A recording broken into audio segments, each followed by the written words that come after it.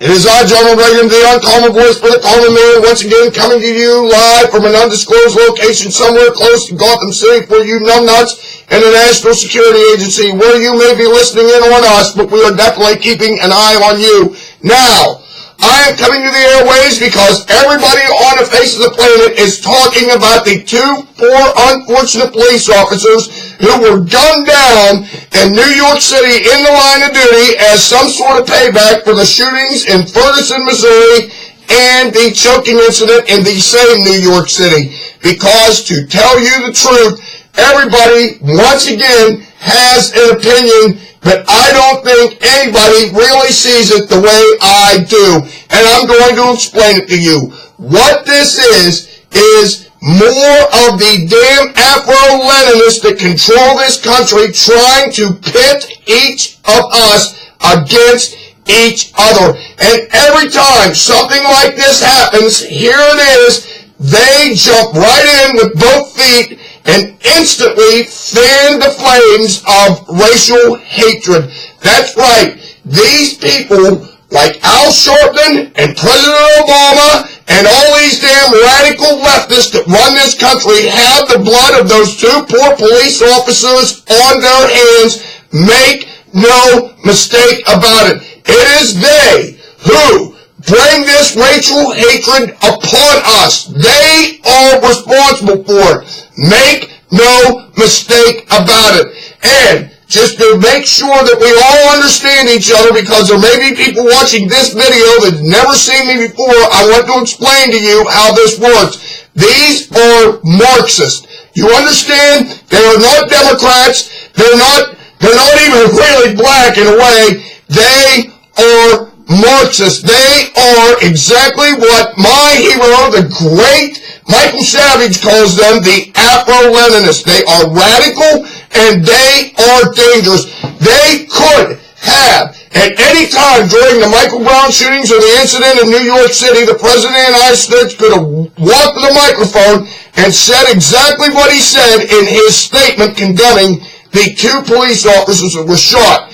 If you read what this guy said, well, here, I'll just read it to you so you know what this piece of shit said. This is what this guy said. From his vacation in Hawaii, President Obama said in a statement, quote, I unconditionally condemn today's murders of two police officers in New York City. Two brave men will be going home to their loved ones tonight, and for that there is no justification. The officers who serve and protect our communities risk their own safety for ours every single day and deserve our respect and gratitude every single day. Tonight, I ask people to reject violence and words that harm and turn those words that heal to prayer, patient dialogue, and sympathy for the friends and the family of the fallen, I should say. I got this to say. It's a little too late for that now, you piece of shit. You should have walked to the microphone after the Michael Brown incident and gone and done the right thing and explained to the American people how our system of justice works and that it will always work because we are a nation of laws. But no, instead, all you do is fan the flames of racial hatred and divide. And so, with Al Sharpton, these people running around in the streets of New York, what do we want? Dead cops. When do we want it? Now. I mean, think about that. These people are running around protesting, saying stuff like this. Where was their mayor?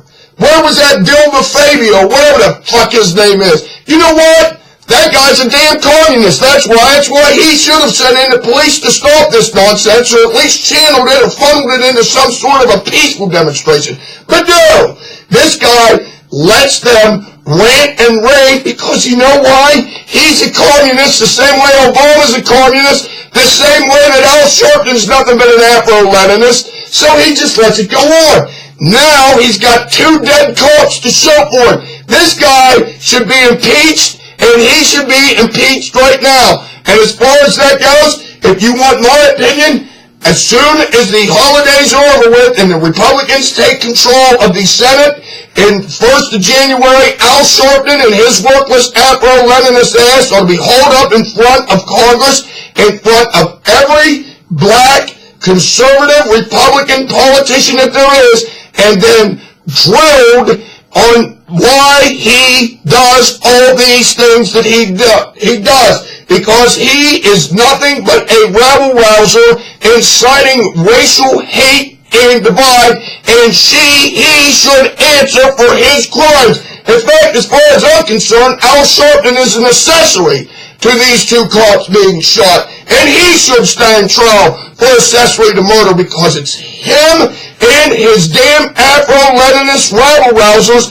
that are responsible for these poor two guys being shot, and they should have to answer for it. Enough is enough. I just got done my last video telling what happened with the Duke lacrosse players and what happened to George Zimmerman down in Florida with the St. Trayvon Martin shooting. These people should have to answer for what they're doing, and the best way to do that is to bring them up in front of Congress and let them face the likes of Tim Scott.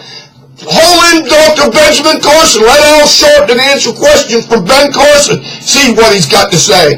And let the American people see it. Let all these black conservatives that are not allowed in the NAACP ask Sharpton the tough questions that need to be asked. And hey, I wouldn't even start there. I call Eric Green Card Holder up there and let the Republicans make him testify. Find out why it is that he only serves to...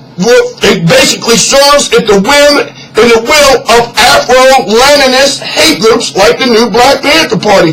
Let him answer a few questions. But the point of this whole thing is this. This is how these Leninists work. If you look at history all the way from the Tsar of the Russias all the way back, you will find that any time that Marxists and Leninists are involved in it, they pit each other against each other.